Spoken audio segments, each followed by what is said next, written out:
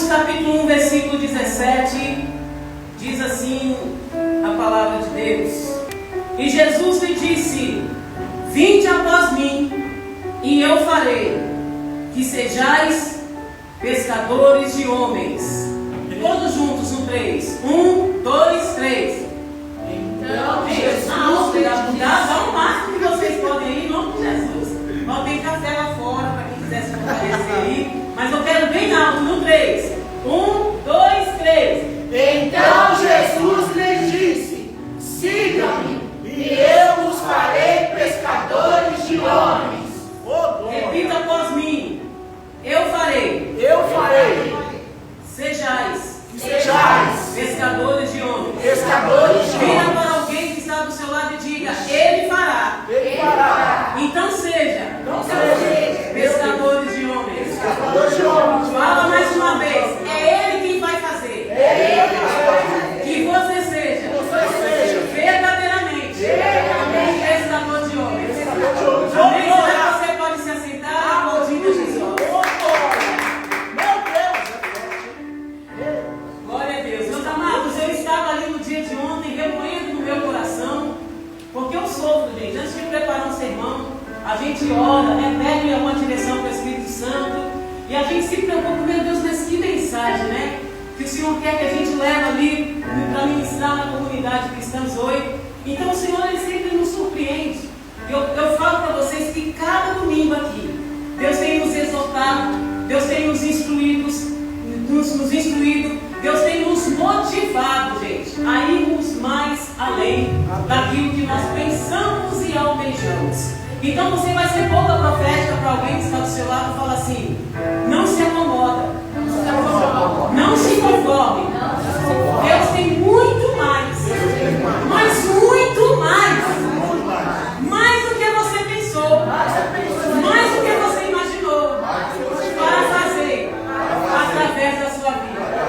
Então não se conforme.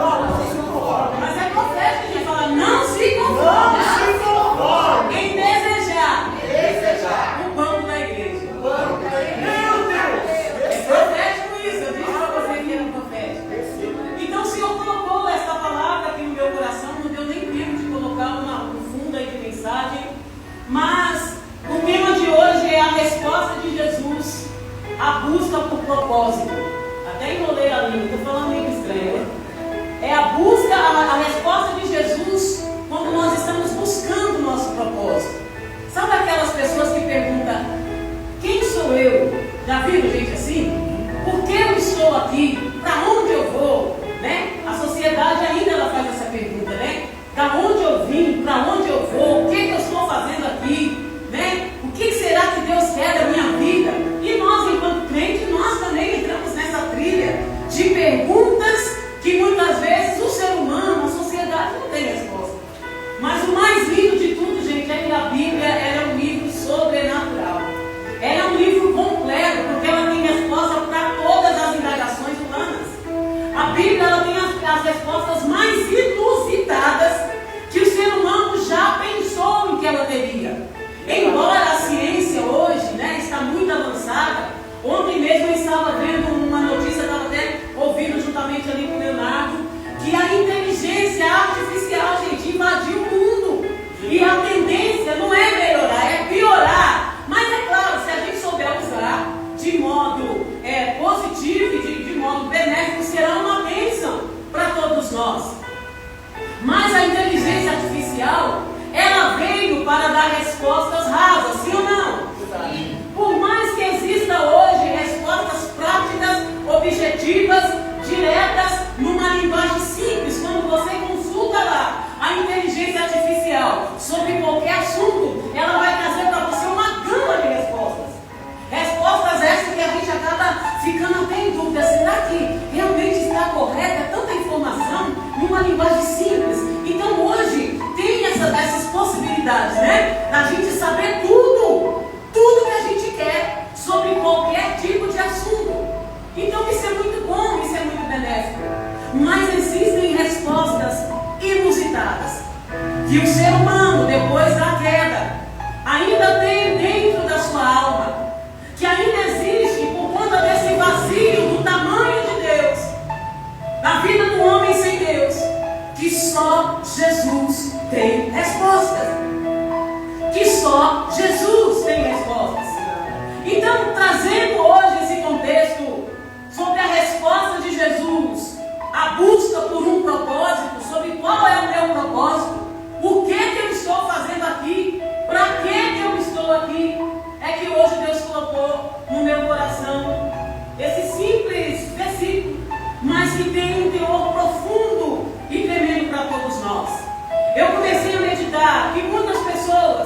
que se dizem cristãos, como nós aqui, evangélicos cristãos, que estamos dentro hoje, inseridos dentro de uma igreja que proclamamos e professamos a mesma fé. Muitos começam bem na sua caminhada como verdadeiros cristãos, sim ou não, gente? E com o tempo, a maioria de nós perdemos o rumo. Muitos desanimam no caminho, muitos se afastam principalmente do seu chamado inicial. De quando nós chegamos no Evangelho, sabe aquela sede de primeiro amor? A gente quer estar todos os dias dentro da igreja, a gente quer terminar o culto e ir lá fazer o evangelismo. Pelo menos na minha conversão no início era assim, aquela empolgação, a gente se apresentava, a gente se alistava como verdadeiros generais do exército. Eis-me aqui, usa-me a mim, pastor, o que o senhor precisa? É lavar a igreja? Eis-me aqui, eu estou aqui. Olha, o que precisa é cuidar das crianças? Pode contar comigo.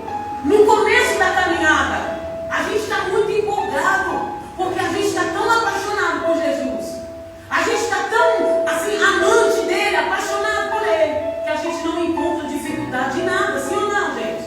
Não é assim? Só que com o passar do tempo, no começo da caminhada, vai vindo os obstáculos, as dificuldades vão chegando, e aí o que acontece com a gente? A gente vai desanimando, a gente vai desmotivando, e sempre tem palavras e uma justificativa do motivo. Ah, porque fulano olhou feio para mim. Ah, porque o irmão não me cumprimentou com a paz do Senhor. Por coisa tão pequena, gente. Por coisa tão medíocre. E aí, no meio dessa caminhada, a gente se afasta do principal propósito, que é o chamado de Deus em nós. A gente paralisa no meio do caminho. E é interessante que quando você vai entender acerca dos dons espirituais, e principalmente também acerca dos talentos, vocês vão ver que todos aqueles que vieram para Cristo receberam um presente de Deus. Quem sabe qual é esse presente? São dons e talentos. Para quê? Para servirmos o reino, para a edificação da igreja, para a edificação do corpo de Cristo. Quem aqui é membro do corpo de Cristo, diga amém. Amém. Então você vai dizer para alguém do seu lado, se você é membro, você tem, ainda que seja um dom, ainda que seja um talento. Sim ou não, gente? Então todos nós somos dotados de presentes. Carisma, o dom, no grego significa carisma ou charisma. Todos nós somos convocados por Deus a nos apresentarmos como soldados, munidos de quê? De dons e talentos.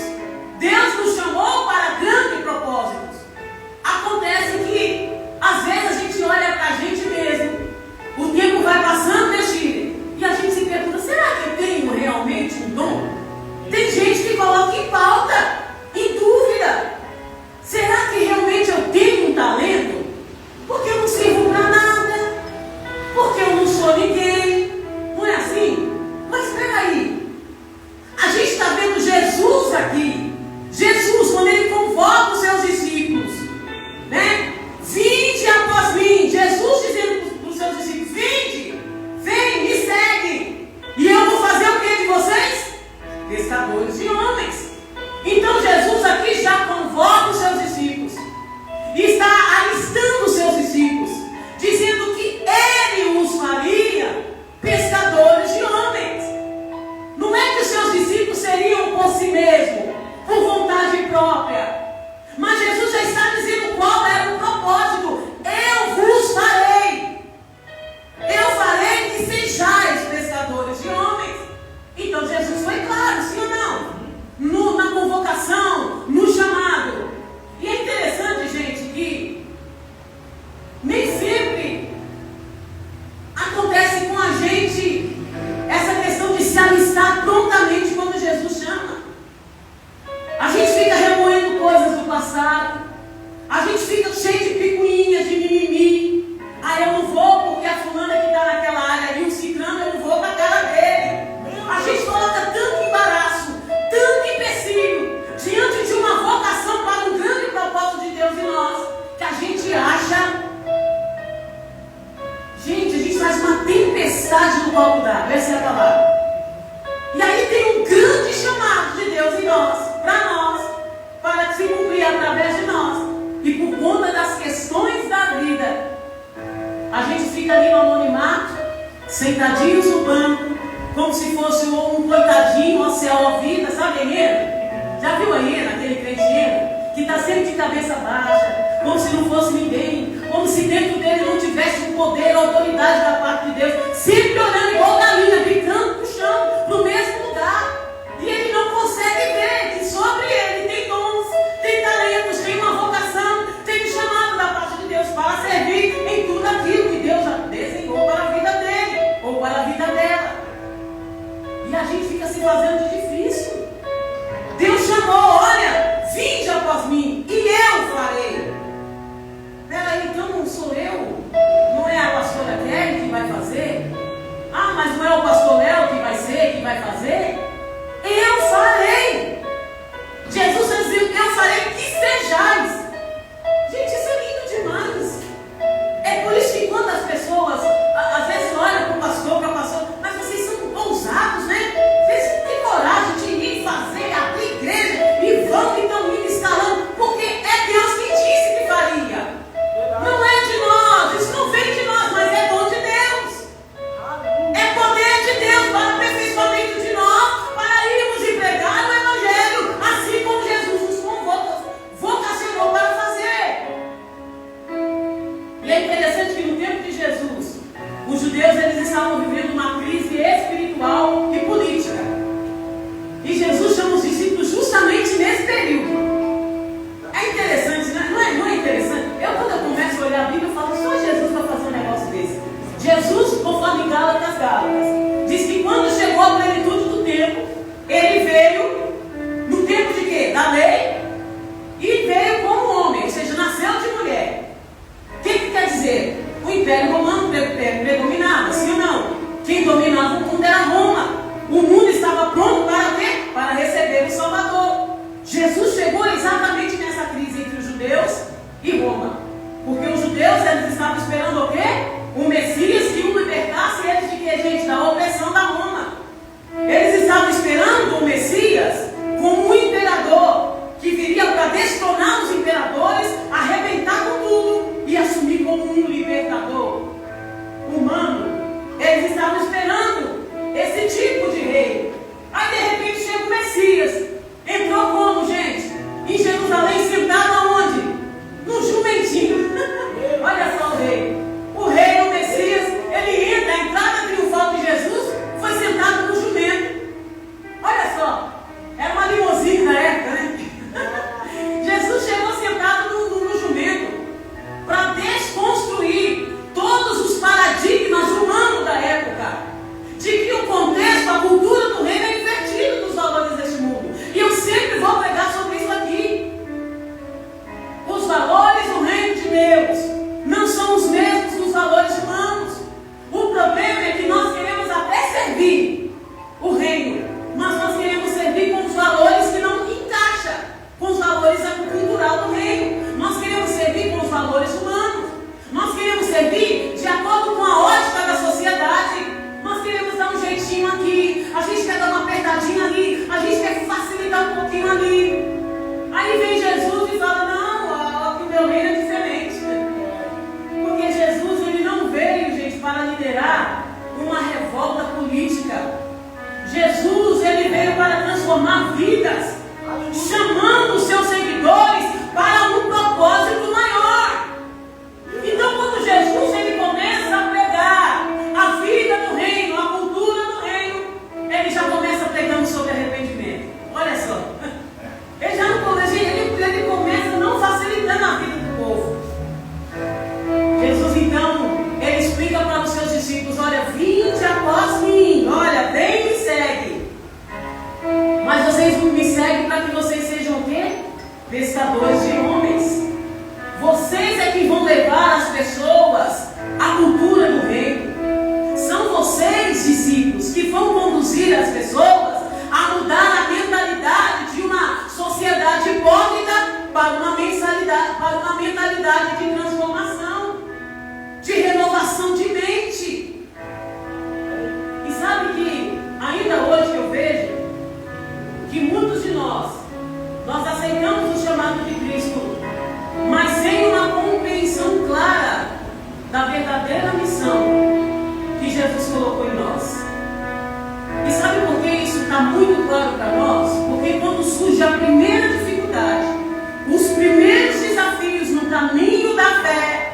a gente acaba parando no meio do caminho.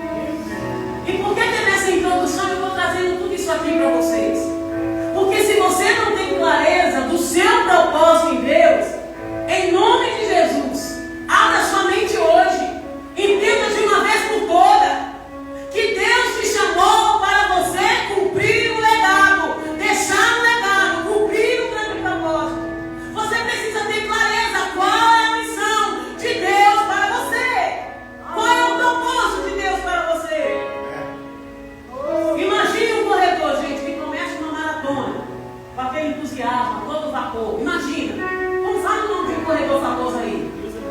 Hã? Bolt. Todo mundo conhece. Aquele cara das canelas finas. O bicho que corre, misericórdia. Imagine ele começar uma maratona com aquela empolgação. Mas aí, por ele não ter se preparado para aquela maratona, o que acontece no meio do caminho? Ele se cansa e ele desiste antes da linha de chegada. Vocês imaginem a decepção para aquelas pessoas que estão ali, talvez pagaram um ingresso caro para assisti-lo, para torcer por ele. Imagine a decepção. Assim acontece com muitos de nós cristãos, que a gente até começa bem, mas no meio do caminho a gente perde o propósito no meio da caminhada. A gente cansa, a gente desanima. Sabe por quê? Falta de clareza. E falta de clareza significa falta de preparo. Porque se eu não tenho clareza sobre para que Deus me chamou, ou quem eu sou nele, qual é a missão que Deus colocou nas minhas mãos, automaticamente, quando vier as dificuldades, eu vou abandonar o barco. E é interessante que no texto que nós lemos aqui, o chamado de Jesus, ó, vinde após mim. Esse chamado, gente, se vocês pegarem o contexto desde o início, é um chamado pessoal, sim ou não? Por que pessoal? Vocês vão ver que Jesus chama os discípulos um por um, ainda pelo nome. Jesus é lindo, gente. Jesus é lindo demais. Jesus chama um por um pelo nome.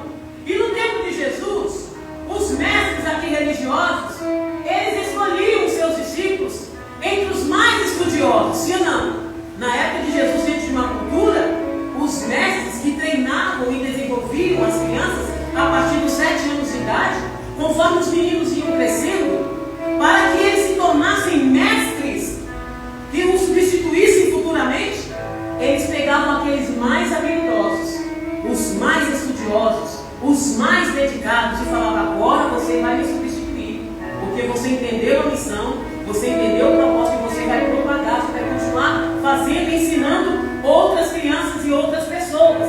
E era assim. Mas é interessante que na cultura também, Jesus aqui ele fez diferente. Quem que Jesus está chamando aqui? Jesus está chamando pescadores simples. Jesus chamou Pedrão que nem sabia ler, era pescador.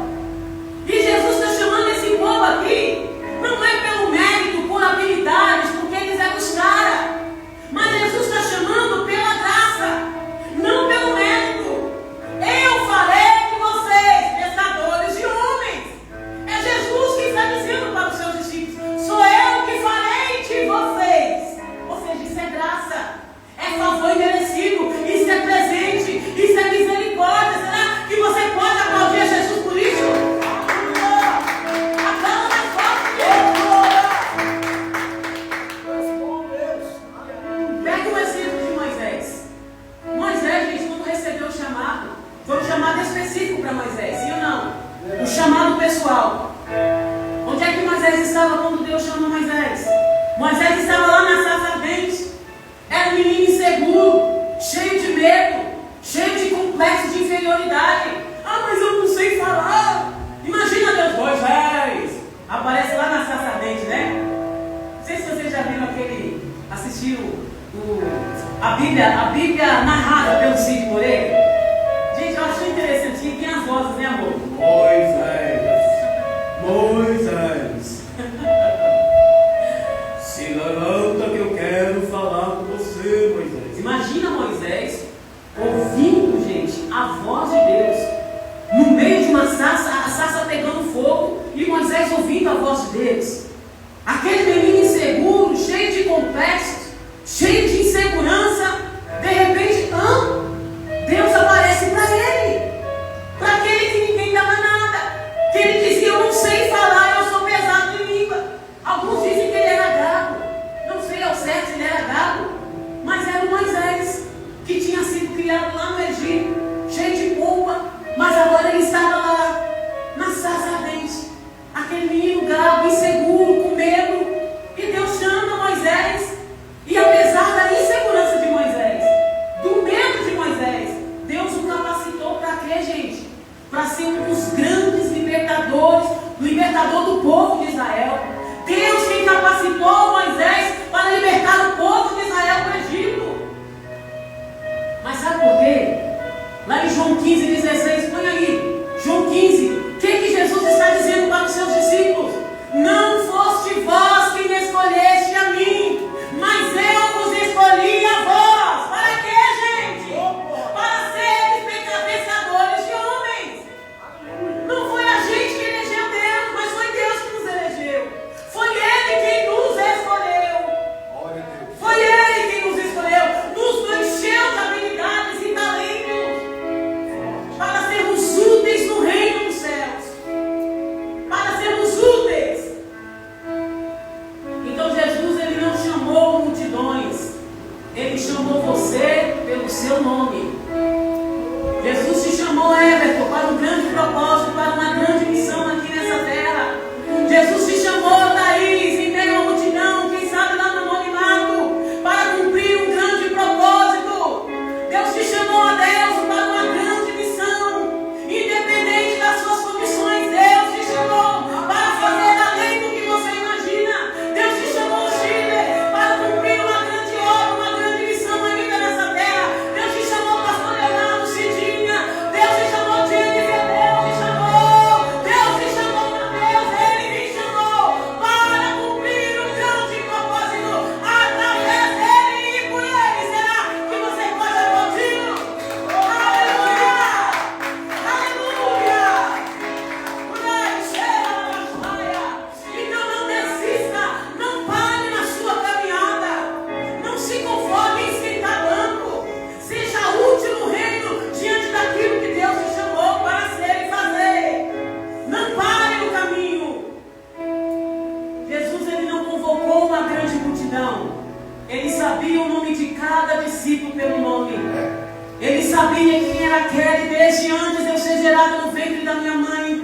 Ele sabia a obra que Ele já tinha escolhido para mim. Ele já sabia qual era a missão que Ele tinha. E Ele colocou com muita responsabilidade nas minhas mãos. Acontece se o Senhor te chamou de forma individual e pessoal, o que você está fazendo com aquilo que Deus colocou nas suas mãos para você fazer? Aleluia!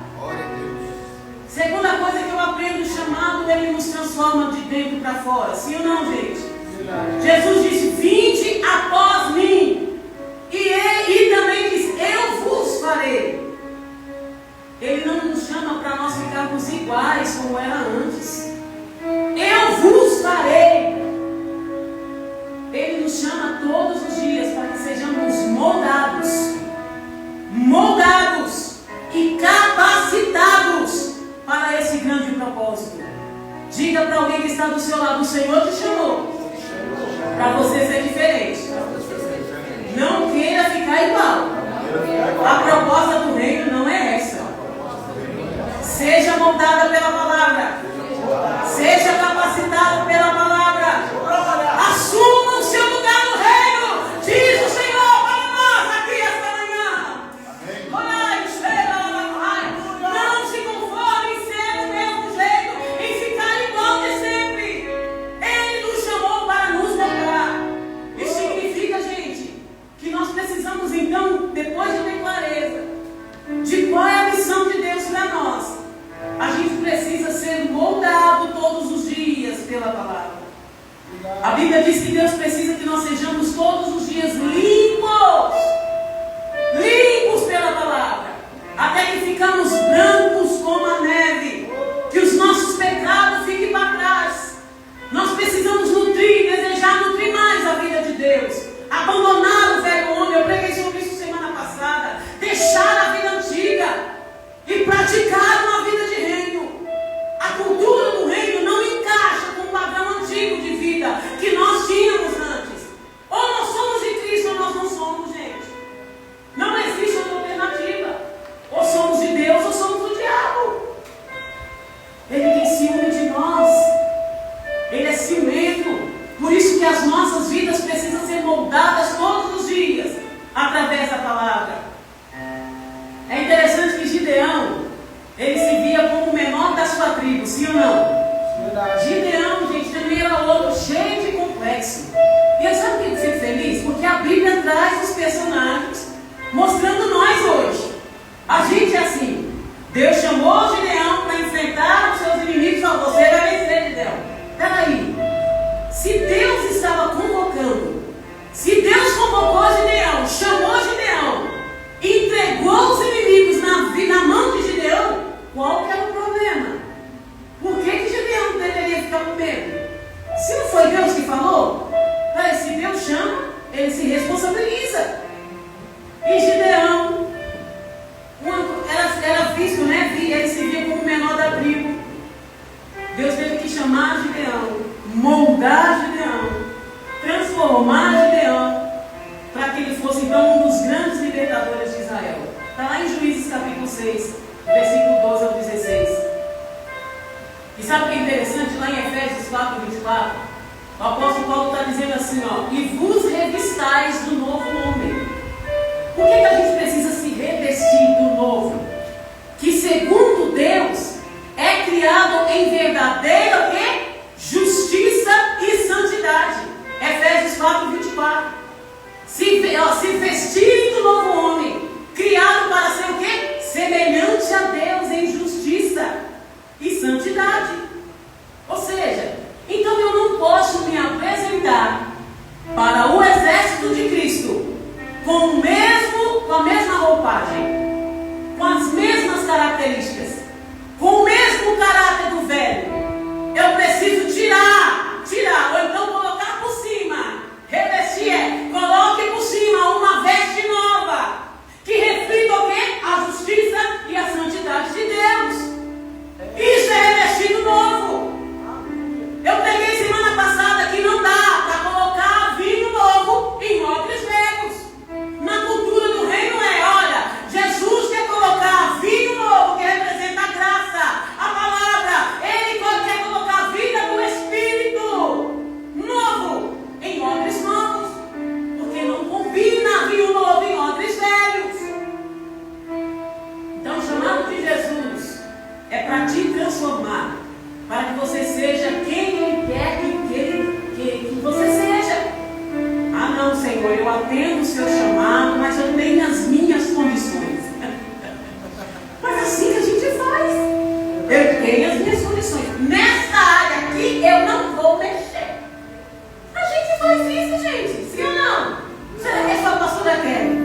Eu barganho com Deus sempre. Deus fala o seguinte: o Senhor me chamou, mas olha, eu não quero me despir da valentia, da soberba. Eu não quero me despir. Aí o Espírito Santo diz: revista-se do novo, dona Kelly. Aí entra aquela luta, sabe? Mas porque a nossa vontade a gente quer que prevaleça. Mas para que a gente realmente cumpra propósitos em Deus, nós precisamos revestir do novo. Diga para alguém que está do seu lado: você precisa se revestir do novo. Do novo. É difícil profetizar, né, gente? Tem que apontar o dedão, isso é profético.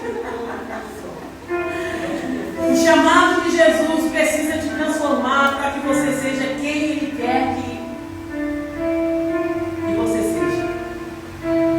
Eu não posso, gente, querer continuar nos mesmos hábitos, nos mesmos pecados, praticando as mesmas coisas e querer ser cheio de Deus. Não dá. Não dá. Eu vou repetir isso aqui porque é o que Deus tem me impulsionado a dizer. Não dá, não combina. O novo não combina com o velho, porque o Evangelho é novo.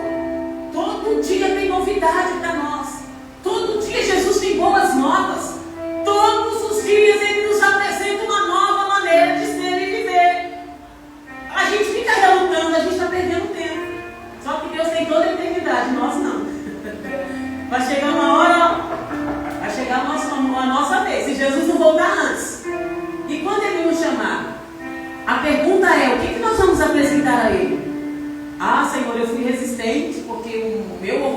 a minha soberba, o meu eu humano, a minha performance de acordo com os padrões mundanos, não permitiu que o Senhor cumprisse o seu grande propósito em mim. Por isso, gente, que o chamado é um processo, sim ou não? Sim ou não, gente? Os discípulos, eles não se tornaram apóstolos de um dia para o outro. Houve um tempo, um treinamento, um tempo de preparo. Eles andaram com Jesus durante todo o ministério de Jesus. O crescimento espiritual, ele leva um tempo. Existe um processo. Por isso que cada culto que você frequenta aqui, cada vez que você vem na escola bíblica, cada vez que você ouve a palavra de Deus, talvez não só pelos pastores aqui, mas em algum momento da sua vida, dentro da sua casa, você está sendo nutrido, você está sendo preparado, você está sendo forjado em toda a sua maneira de ser, para que você cumpra esse propósito. Sim ou não, gente? Quem lembra de José? José foi chamado para quê? Para governar. Não foi isso? Mas ele passou por anos de provações antes de cumprir o seu chamado. Quando a gente vê a história de José, dá até dó naquele menino, né, gente? Que dó, dá vontade de dar uns petelecos nas orelhas dos irmãos dele. Dá vontade de pegar os irmãos e falar: como é que você faz um negócio desse menino? Não é? Pela nossa justiça humana. Mas mal sabia nós, antes da história de José ser escrita, que Deus estava forjando José para que ele se tornasse um dos maiores, um melhor governador do Egito. Deus estava preparando José diante das crises que ele passou para cumprir o propósito. Por isso, se você está no caminho e quem sabe você está fadigado, cansado, pergunta para Deus: Senhor, é um processo? É um processo que o Senhor está permitindo que eu passe? Porque no meio da caminhada está tão difícil. Tem os falsos irmãos que dá tapinha nas costas, mas joga a gente na cisterna. Tem aqueles que vendem a gente, né, como Judas fez com Jesus por 30 moedas de prata. Tem os escarnecedores, tem os mentirosos, os falsos profetas, todos os dias em nossa volta. São processos. Mas a vereda do justo é como a luz da aurora que vai brilhando mais e mais até que a gente se aperfeiçoe. Está lá em Provérbios 4:18. A vereda do justo é como a luz da aurora que vai brilhando mais e mais até ser dia perfeito. Olha lá, até ser dia perfeito. Então o Senhor, Ele está te moldando. Você está nesse processo. Então não tenha pressa. O que você precisa é estar com seus ouvidos abertos, com seus olhos atentos ali para entender o que Deus está fazendo para que você cumpra a sua missão. Amém, gente? Amém. Agora, qual é o perigo da falta de clareza no propósito? Qual é o perigo? Quem não compreende o propósito, o que ele faz? Ele recua. Ele volta para trás. Quando você não tem clareza para o que Deus te chamou e o que Deus está fazendo, automaticamente você declina. Volta para trás.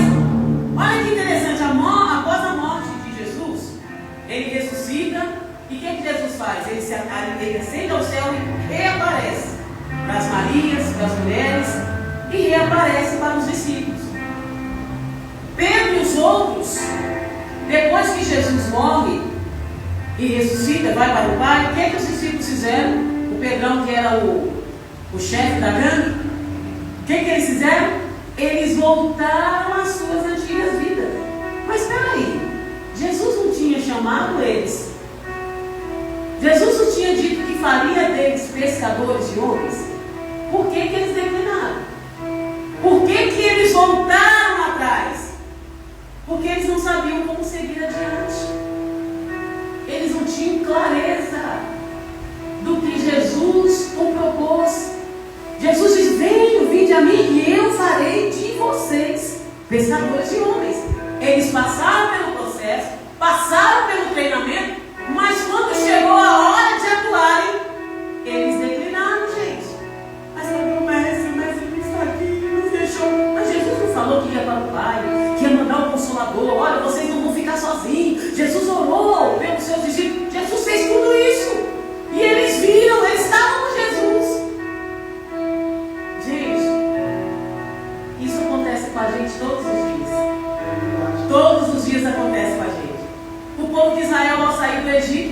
fizeram no deserto? Eles desejaram voltar. Sabe por quê? Falta de clareza do propósito. Eles não entenderam que as orações deles foram ouvidas quando eles estavam lá no Egito, clamando para que Deus os libertasse de lá. Deus atendeu. Mas tira o povo. No deserto vai ser o quê? O processo, o treinamento. Passaram por tudo aquilo, não entraram na terra, porque desejaram voltar para trás. E a Bíblia diz que aquele que põe a mão no arado e olha para trás, o que acontece?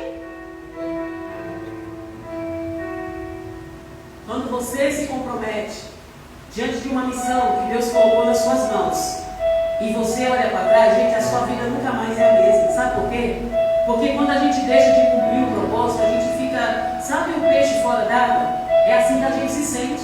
Nenhum lugar na igreja te cabe. Nenhum lugar no meio do povo te cabe. Porque você está fora do propósito. Porque você pôs a mão no arado e olhou para trás. Acontece com uma mulher de Ló, vai virar estátua de sal. Vira estátua de sal, não presta para nada. Então, quando você começa na caminhada, por falta de compreensão sobre o que Deus te chamou para ser e fazer, quando você declina, a sua vida perde um sabor. É por isso que às vezes você sente esse vazio, esse desânimo, está caminhando na fé, mas não entende nada. Sabe por quê? Você está fora do propósito. Aliás, você não está cumprindo o chamado, o propósito de Deus na sua vida. A Bíblia diz lá em tornou-lhe Simão Pedro. Tornou-lhe Simão Pedro. João, coloca aí João 2, João 21, versículo 3. Olha só que interessante. Pedro não entendeu o propósito pela qual ele foi chamado. João 21, versículo 3. Vou pescar. Tipo, Jesus morreu mesmo, não está mais com a gente. Olha a decisão de Pedro, por falta de clareza. Vou pescar. Disse-lhe Simão Pedro. Aí os discípulos, a manada, nós também vamos com você. Disseram eles. Eles foram e entraram no barco, mas naquela noite não pegaram nada. Por que eles não pegaram nada? Porque, gente, eles estavam fora do propósito. É a resposta de Deus para você hoje aqui essa manhã. Por que as coisas não estão acontecendo na sua vida como você gostaria? Conforme late dentro do seu coração, dessa maneira latente. Por que não está acontecendo? Porque você está fora do propósito. Quando você voltar para o lugar de origem, pelo qual Deus te chamou, as coisas vão fluir. Porque é assim. Quando nós estamos debaixo de uma direção de Deus, debaixo de uma palavra de Deus, não importa o que aconteça, faça sol, faça chuva, Ele irá cumprir, porque fiel é aquele que prometeu. Então você precisa entender, quando você não está dentro de um propósito maior, por uma causa maior, ainda que você se esforce, com seus méritos humanos, com as suas forças humanas, não vai virar. Não vira, não rola. Diga para alguém que está do seu lado, você está fora do propósito? Pergunta para ele, você está fora do propósito? É por isso que não está fluindo as coisas na sua vida. Pode dizer, gente, profetiza aí.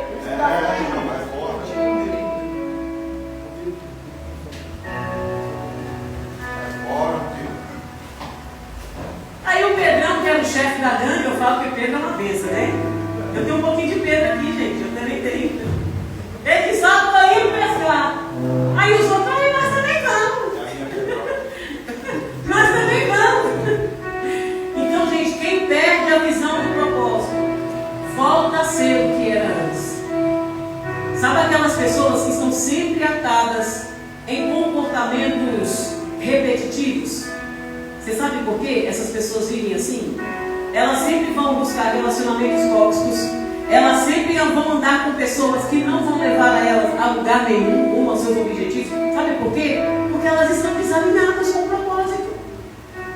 Falta de clareza faz com que você perca a visão do propósito. Você volta a ser sempre aquela mesma pessoa, aquela mesma inha, o mesmo inho, coitadinho, ou coitadinho. Sabe? Com essa tendência pecaminosa que o diabo colocou, de autocompaixão, de autocomiseração, está sempre olhando para baixo como uma galinha, bicando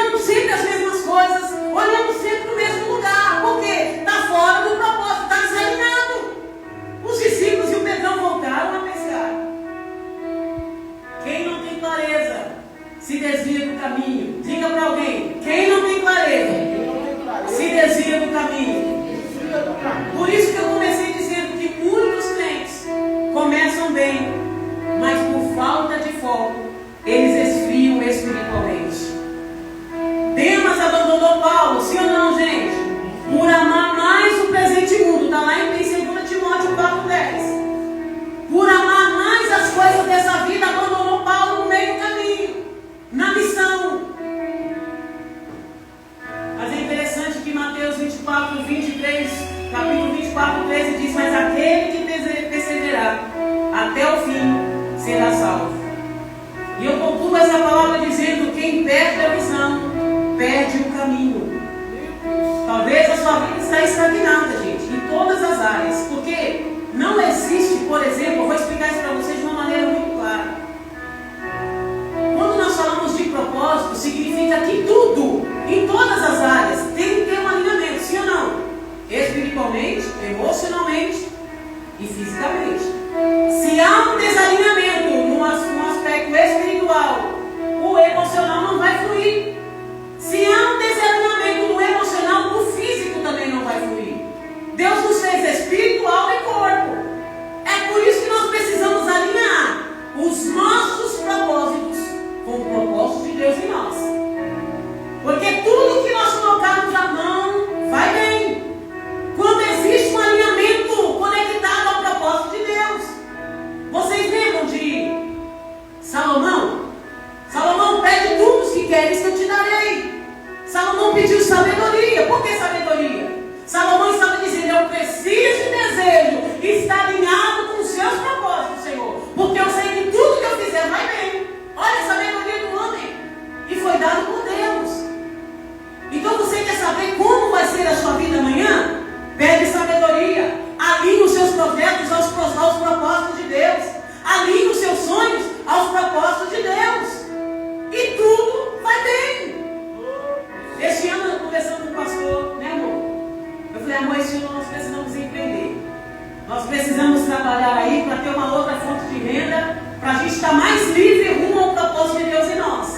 Mas sem deixar de ter uma vida plena financeiramente falando. Porque não é pecado. A gente só precisa alinhar, ajustar.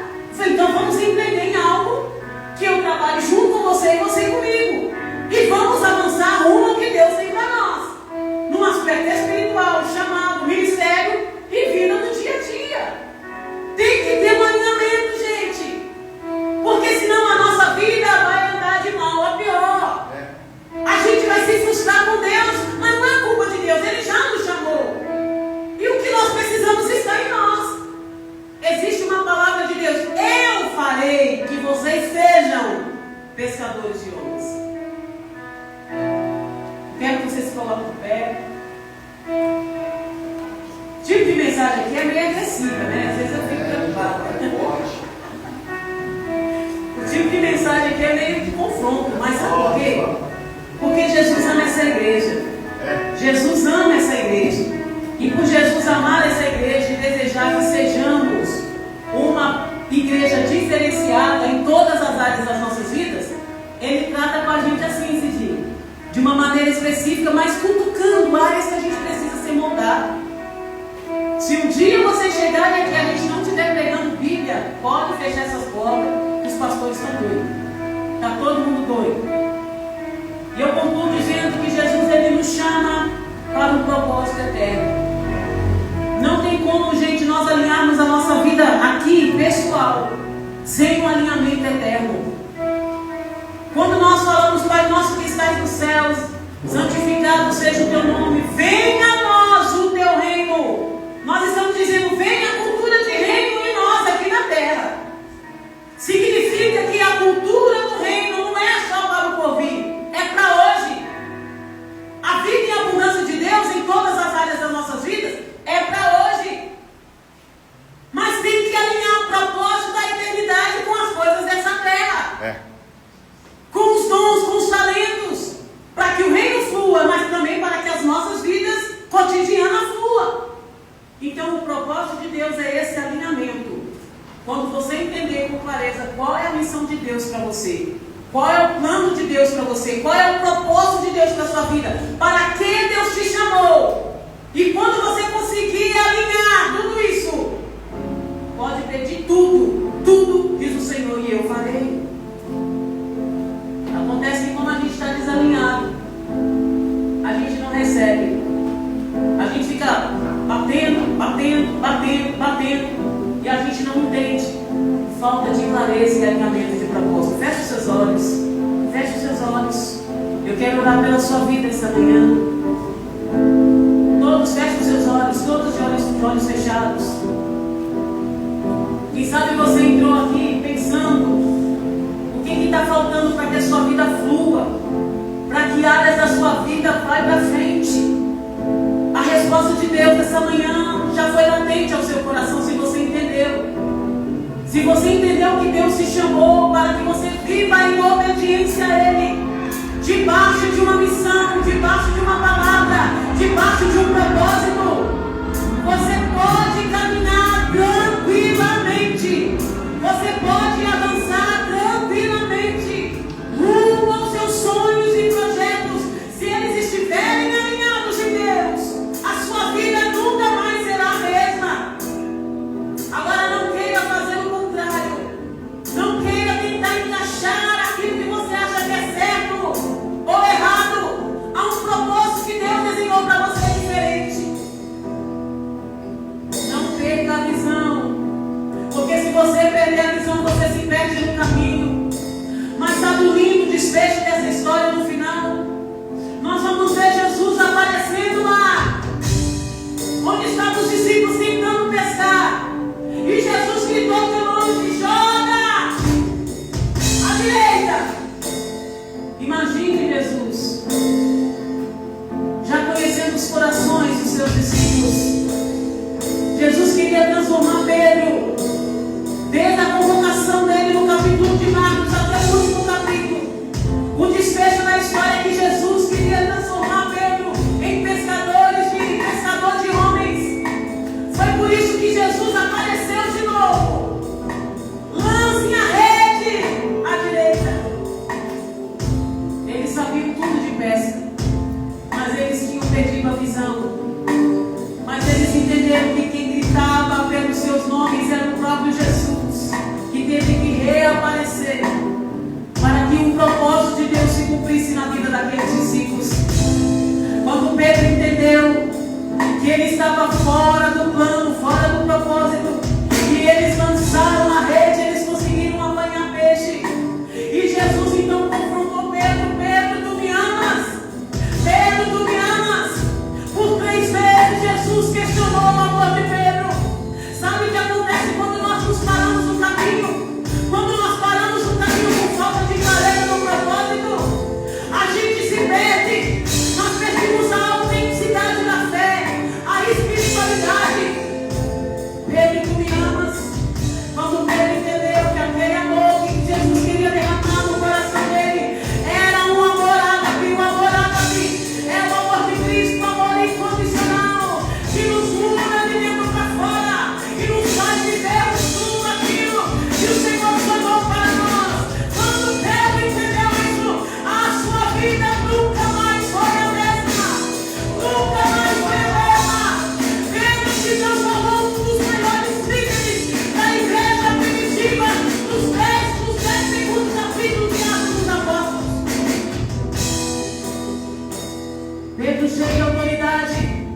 Em Atos capítulo 2, depois do dia de Pentecostes, Pedro foi cheio do Espírito Santo. Quando na primeira mensagem de Pedro, mais de 3.000 almas se convertem. A segunda mensagem de Pedro, mais de 5.000 pessoas se convertem. Pedro se transformou num verdadeiro pescador de homens. Quando Pedro animou os seus sonhos e projetos ao propósito maior, a vida de Pedro foi impactada, foi transformada. E é assim que Deus quer fazer na minha e na sua vida aqui esta manhã. Ele quer alinhar os nossos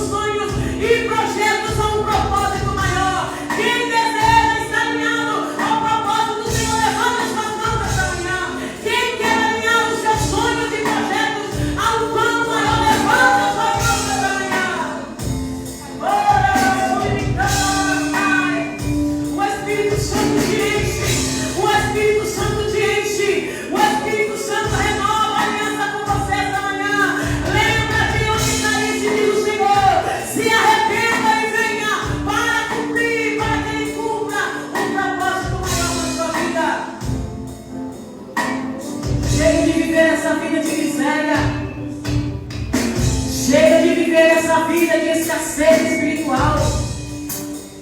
Chega de viver essa vida de mentira. Chega de viver essa vida vazia, mesmo inserida no Evangelho. Chega de viver uma vida raquítica espiritualmente falando. Viva uma vida em abundância. Seja pleno em Deus, seja pleno em Deus.